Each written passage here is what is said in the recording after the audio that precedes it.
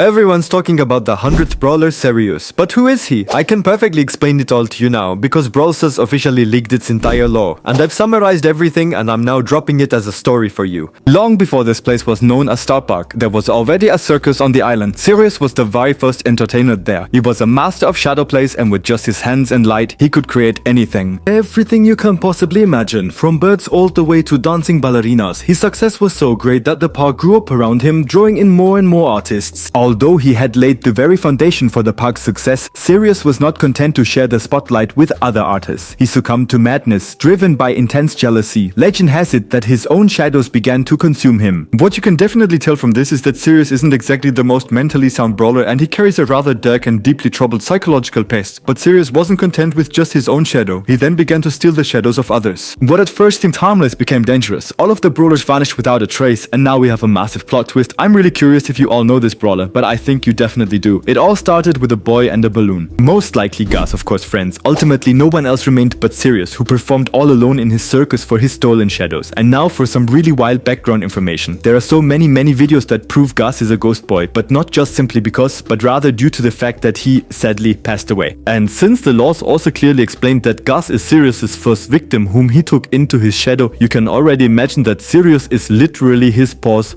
But that's not all, because there are reports of a devastating fire that burned down the entire circus, and all of that happened while Sirius was still inside the circus, but his body was never found. Officially, he was denied entry to the park, but he refused to leave, saying, "Shadows don't disappear just because you tell them to." Here again, we have a sick lord, because you have to imagine it's portrayed that Sirius really died, that he was supposed to have burned in this circus, but he's still alive. From this, you can definitely assume that Sirius has incredible powers and various abilities and is not just a normal human brawler. And now for the crazy part. It is believed that Sirius has left deep marks on the world of the brawls. I mean, Gus literally vanished because of him, and there are rumors that Spike can no longer speak because of Sirius.